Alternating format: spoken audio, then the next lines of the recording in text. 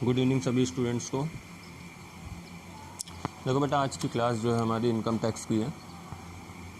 Chapter है income from house property.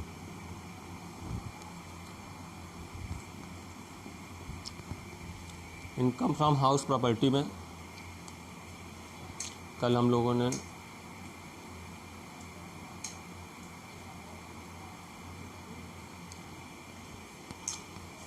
ने income from house property में इसके पूरे शेड्यूल्स पढ़े थे कि सबसे पहले हम लोग क्या निकालते हैं बेटा। स्टेप वन में था gross annual value, that is gross annual value, ये निकालना सीखा था। इसका जीएबी निकालने के बाद इसमें हमने बताया था कि इसके बाद अब लेस कर देंगे इसमें म्युनिसिपल टैक्स, अगर कुछ क्वेश्चन में दिया है तो। म्युनिसिपल टैक्स घटाने के बाद अगर कोई अनरियलाइज रेंट है तो उसको भी माइनस कर देंगे।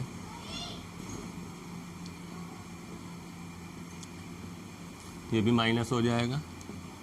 जो अमाउंट बचता है उसको हम लोग बोलते हैं एनुअल वैल्यू, ये निकल आएगा। फिर इस एनुअल वैल्यू का deduction under section 24 at the rate 30% of annual value. जो भी एनुअल वैल्यू आई होगी इसका 30% और माइनस कर देंगे। फिर एक पॉइंट आया था इसमें कल, इंटरेस्ट ऑन बारोड कैपिटल। ये अगर दिया है सवाल में तो इसको भी माइनस कर देंगे। फिर जो अमाउंट बचता है हमारा वो आ जाता है इनकम फ्रॉम हाउस प्रॉपर्टी। यही हमारा आंसर होता है। यानी कि इतना काम करना जो है कल हमने सिखाया था आपको। इसमें देखा जाए चैप्टर में अभी तक जो आपने सीखा उसमें कोई इतनी दिक्कत वाली बात नहीं है, क्योंकि ग्रॉस एनुअल वैल्यू भी अपने पहले के स्टेप से निकल आएगी। ग्रॉस एनुअल वैल्यू निकालने के लिए फेयर रेंट और म्युनिसिपल जो वैल्यू होगी उन दोनों में हायर अमाउंट, इसके उसको स्टैंडर्ड रेंट से कंपेयर कर लेंगे। ये सारे पॉइंट्स हम लोग डिस्कस कल के डेट में कर चुके हैं। अब आज जो स्पेशली हम लोगों को इसमें डिस्कस करना है वो है इंटरेस्ट ऑन बारोड कैपिटल, क्योंकि बाकी सब नॉर्मल है, इजी है, 30% फिक्स है, कोई दिक्कत नहीं। अनरियलाइज रेंट अगर कोई दिया है, रेंट आपको नहीं मिला है तो उसको आप माइनस कर देंगे। म्युनिसिपल टैक्स क्वेश्चन में गिवन है, उसको घटा देंगे। ग्रॉस एनुअल वैल्यू निकाल ही लेंगे, कोई दिक्कत नहीं। लेकिन ये जो इंटरेस्ट ऑन बारोड कैपिटल आ रहा, इसको कैसे कंप्यूट करना है ये हम लोगों को यहाँ पे सीखना है। तो एक हम लेट कर लेते हैं इसको समझने के लिए अपने तरफ से कि ग्रॉस एनुअल वैल्यू हमें दे रखी है 1,20,000। मान लीजिए क्वेश्चन में आपको गिवन है म्युनिसिपल टैक्स दिया है आपको 15,000, तो ये माइनस हो जाएगा इससे। अनरियलाइज रेंट हम अपने मन से लेट कर ले रहे हैं 5,000, तो ये भी माइनस होगा। कितनी बचा घटा के एनुअल वैल्यू हमारी? एनुअल वैल्यू हमारी आ गई 1,00,000 रुपये। क्लियर? इसके बाद आता है deduction under section 24, 30% of annual value. तो 1,00,000 का 30% निकाल लिया, 30,000। मेंटेनेंस रिपेयर से रिलेटेड होता है आपका ये 30% डिडक्शन, इसको आपने माइनस कर दिया। तो 1,00,000 में 30,000 गया 70,000। अब बात आती है कि अगर क्वेश्चन में इंटरेस्ट ऑन बारोड कैपिटल भी गिवन है तो इसका क्या करें, किस तरीके से इसको निकालेंगे? यहाँ पे क्वेश्चन फिर आपका फंस जाता है।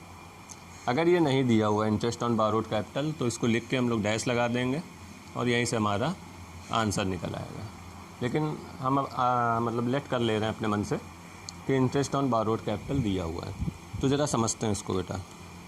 और यही सबसे ज़्यादा टेक्निकल होता है इस चैप्टर में, इसीलिए इसकी मैंने यूट्यूब में क्लास रखी है कि इसको आप बार बार रिवाइंड करके भी 2-3 बार जब देखेंगे तो आपको ये पॉइंट क्लियर हो जाएगा इंटरेस्ट ऑन बारोड कैपिटल का। तो देखते हैं बेटा इसको कैसे कंप्यूट करते हैं। इसे हमने हटा दिया और अब आज की क्लास में पूरा डिस्कशन सिर्फ होगा interest on borrowed capital compute करने पे। इंटरेस्ट ऑन बारोड कैपिटल में हमने यहाँ लिख लिया साइड में इंटरेस्ट ऑन बारोड कैपिटल। इसको कंप्यूट करने से पहले ये समझ लें ये मिलता कब है। अगर किसी व्यक्ति ने मकान को ख़रीदने के लिए कोई लोन ले रखा है या उसको कंस्ट्रक्शन करा रहा है, बना रहा है, तब अगर वो व्यक्ति लोन लेता है तो उस केस में उसको interest on borrowed capital government कहती है कि हम आपको इसका डिडक्शन देंगे, तभी ये इंटरेस्ट कंप्यूट किया जाएगा और इसका हमको बेनिफिट मिलेगा। यानी कि हमारी जो इनकम होगी उससे ये डिडक्ट हो जाएगा इनकम फ्रॉम हाउस प्रॉपर्टी में।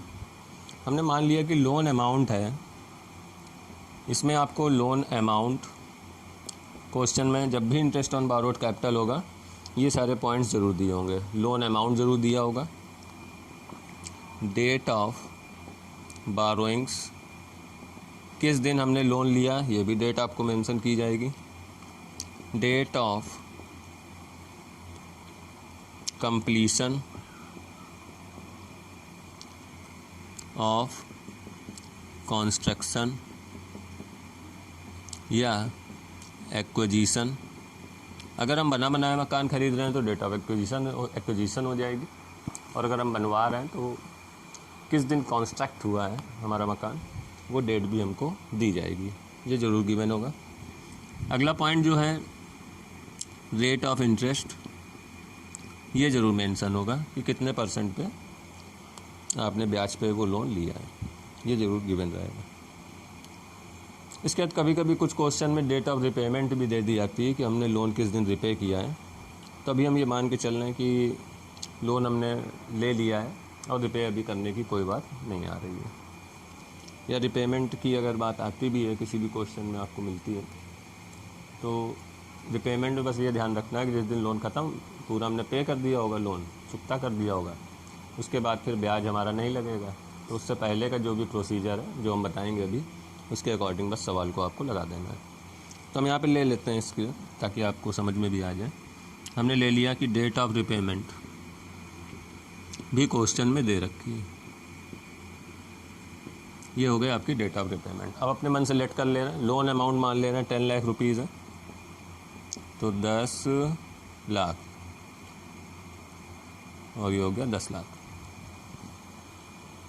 10 लाख का लोन अमाउंट है, उस व्यक्ति ने लोन ले रखा है। डेट ऑफ बारोइंग्स मान ले रहे हैं 1 जुलाई 2015 को हमने लोन ले लिया। हमारी प्रॉपर्टी कॉन्स्ट्रक्ट होके तैयार हुई है 30 नवंबर 2017 को, तो डेट ऑफ कंप्लीशन 30 नवंबर 2017 डेट ले ली। रेट ऑफ इंटरेस्ट मान ले रहे हैं ब्याज लग रहा है 12% का, और डेट ऑफ रिपेमेंट जो है वो 31 दिसंबर 2019 को हमने लोन जो है चुकता कर दिया, दे दिया।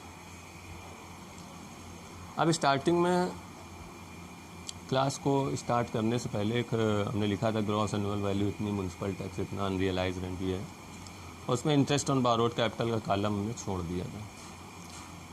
तो अब यहाँ से जो इंटरेस्ट ऑन बारोड कैपिटल आएगा जो भी निकल के उसको हम लोग वहीं पे पुट कर देंगे। तो देखते हैं बेटा इसमें इंटरेस्ट ऑन बारोड कैपिटल में अब करना क्या है। इतनी चीज़ें ये जितना भी हमने मेंशन किया है ये आपको सवाल में ज़रूर दिया रहेगा जब भी इंटरेस्ट ऑन बारोड कैपिटल का अगर कोई क्वेश्चन है या इनकम फ्रॉम हाउस प्रॉपर्टी आपको कंप्यूट करनी है तो ये सारे पॉइंट्स आपको ज़रूर दिए रहेंगे।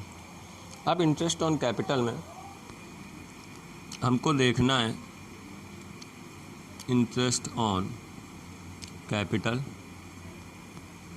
इंटरेस्ट ऑन कैपिटल को 2 भागों में बांट दिया जाता है।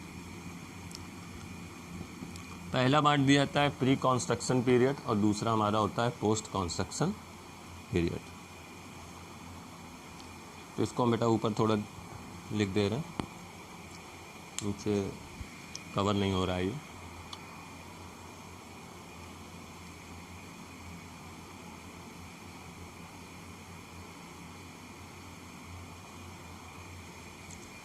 तो इसे इंटरेस्ट ऑन कैपिटल को हमने ऊपर कर दिया थोड़ा सा, ये आप नोट कर लीजिएगा अपनी कॉपी में।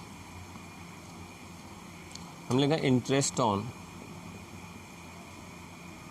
कैपिटल। इंटरेस्ट ऑन कैपिटल दो भागों में बटेगा। कैसे बटेगा? पहला पार्ट हो जाएगा interest on pre construction period, तो interest on pre construction period, और दूसरा उसी में एक पार्ट हमारा आ जाएगा interest on post construction period. अब इसको प्री और पोस्ट हम किस तरीके से बांटें? अब इसमें देखो बेटा, हमने लोन कब लिया था? तो लोन लेने की डेट है हमारी 1 जुलाई 2015। तो 1 जुलाई 2015 को हमने लोन ले लिया। इसके बाद जो पोस्ट पीरियड है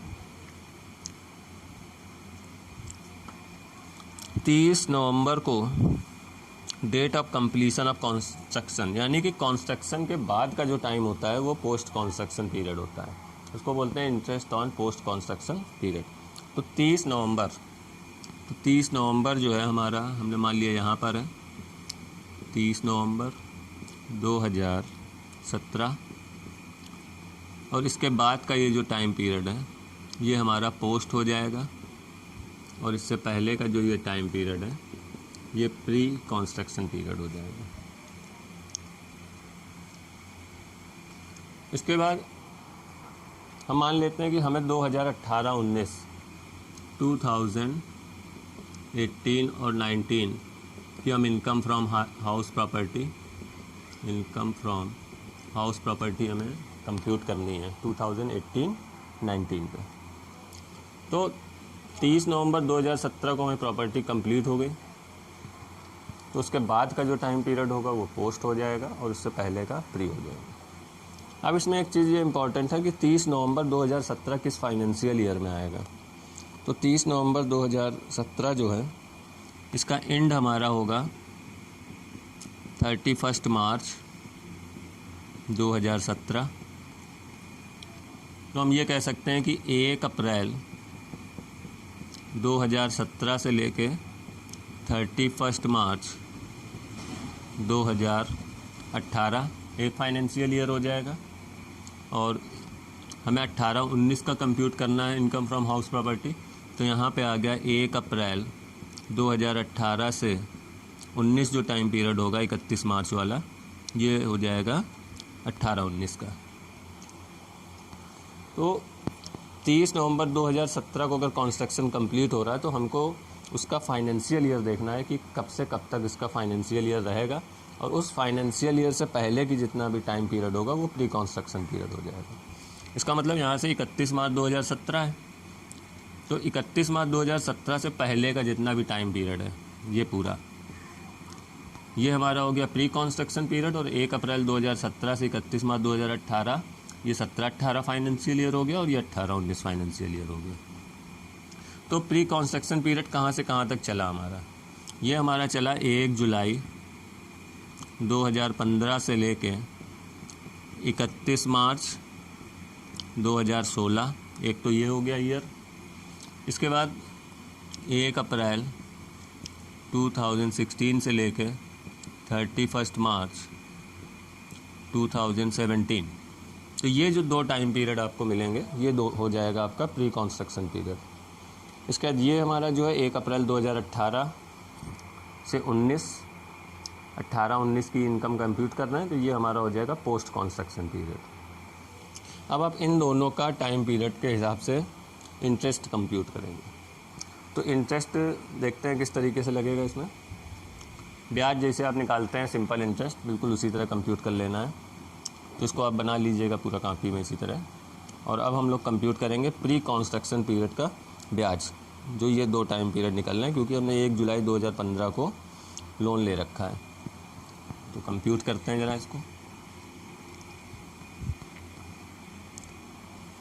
तो interest on pre construction period ये हमारा आ जाएगा,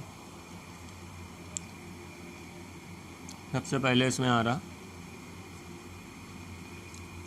1 जुलाई 2015 से 31 मार्च 2016, ये एक फाइनेंशियल ईयर हो गया। और 1 अप्रैल 2016 से 31 मार्च 2017 तक, ये टाइम पीरियड है, प्री कंस्ट्रक्शन पीरियड। तो इंटरेस्ट कितना आ जाएगा, सबसे पहले इसका निकाल लेते हैं। तो जुलाई से लेकर 31 मार्च तक कितने मंथ्स हो गए, 6 महीने इधर हो गए, 3 और 9 मंथ्स हो गए। तो 10 लाख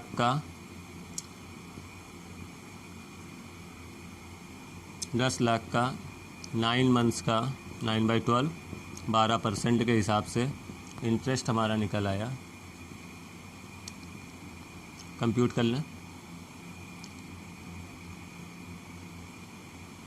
90,000 रुपये, 90,000 ब्याज बना। इसके बाद दूसरे वाले का 10 लाख का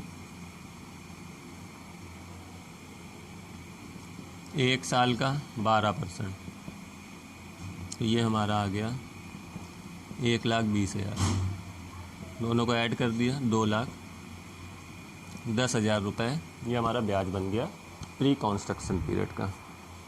तो जो 2,10,000 ये आ रहा टोटल, यानी 90,000 रुपये ये आ गया आपका।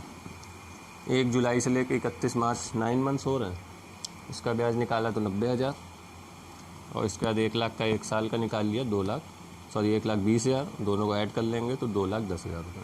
तो ये जो भी interest on pre construction period होता है, इसका डिडक्शन हमें मिलता है 1/5, और ये 1/5 जो होता है अप टू 5 ईयर, यानी 5 साल तक हमको इसका डिडक्शन थोड़ा थोड़ा करके 1/5 हिस्से में मिलता जाएगा। 1/5 हिस्से में गवर्नमेंट इसलिए देती है कि गवर्नमेंट ये कहती है कि भैया 2,10,000 का अगर तुमने ब्याज दिया है बैंक में, तो ये डिडक्शन आपके 1-1 रुपये का हम हिसाब रखेंगे, आपको पूरा डिडक्शन दिया जाएगा। लेकिन इस डिडक्शन को हम 5 टुकड़ों में देंगे, एक साथ पूरा आप डिडक्शन नहीं ले सकते हैं प्री कंस्ट्रक्शन पीरियड का, तो आपको टुकड़ों में, पार्ट में दिया जाएगा। It means deduction will be allowed up to 5 year in 5 equal instalment. ये बहुत इंपॉर्टेंट बात है। तो 5 इक्वल इंस्टॉलमेंट में आपको 5 फाइनेंशियल ईयर तक इसका डिडक्शन मिलेगा।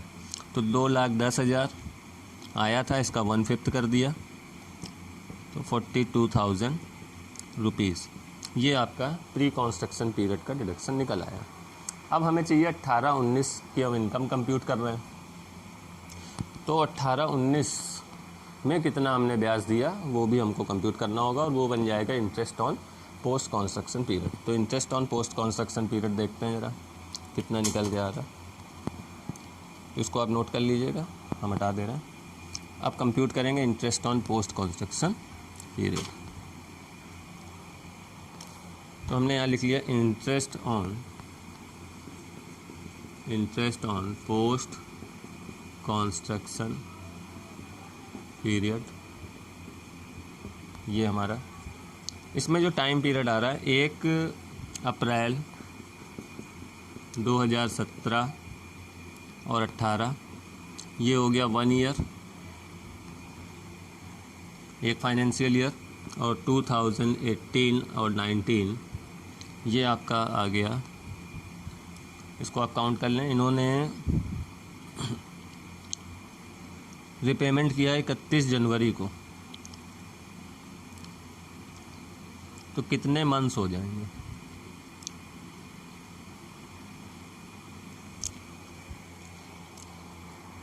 1 अप्रैल 2017 से 18 तक 1 साल, फिर 1 अप्रैल 2018, ये 1 अप्रैल है 2018 से, और हमने इसमें एंड कब किया है 31 जनवरी, तो ये 31 जनवरी, कितने मंथ्स हो रहे हैं? तो अप्रैल से आप काउंट करिए, अप्रैल मई जून जुलाई अगस्त सितंबर अक्टूबर नवंबर दिसंबर 9, और जनवरी हो गया 10 महीने, तो ये 10 मंथ्स। इसका ये हमारा जो 17-18 है फाइनेंशियल ईयर, ये 17-18 में इसका डिडक्शन हमने ले लिया होगा। हम 18-19 की चूँकि इनकम निकालना है, इसलिए हमें 18-19 का ही फाइनेंशियल ईयर देखना होगा। तो तो 18-19 में हमारा जो मंथ्स आ रहा है वो 10 मंथ्स आ रहा है। अब इन 10 मंथ्स को हमने 10 लाख का इंटरेस्ट निकाल लिया कि हमने करंट यानी कि पोस्ट कंस्ट्रक्शन पीरियड में कितना ब्याज दिया है। तो 10 लाख इंटू 10/12 इंटू 12%, इसको आप कंप्यूट कर लीजिए।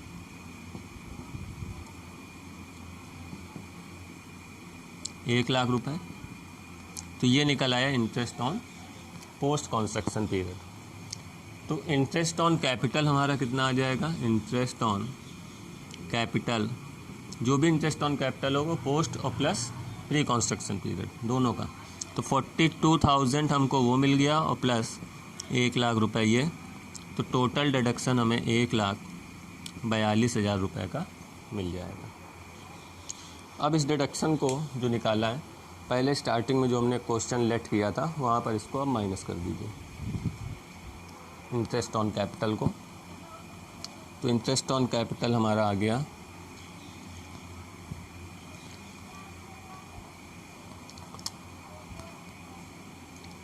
यहाँ तक हम लोगों ने इसको किया था, 30% डिडक्शन लिख लिया था, 30,000 आया था। और जहाँ पे एक लिखा है वहाँ पर less interest on borrowed capital, ये हो जाएगा 1,42,000 एज़ पर वर्किंग नोट। और इसको माइनस करेंगे तो निकल आएगी income from house property 72,000 negative. तो ये आ गई नेट टैक्सेबल इनकम। देखिए एक चीज़ याद रखिए, इनकम फ्रॉम हाउस प्रॉपर्टी जो है आपकी वो निगेटिव भी हो सकती है, ज़रूरी नहीं कि हर जगह पॉजिटिव में आंसर आएगा, तो निगेटिव में भी आंसर आ सकता है। तो ₹1,42,000 आपने इंटरेस्ट ऑन बारोड कैपिटल निकाल लिया।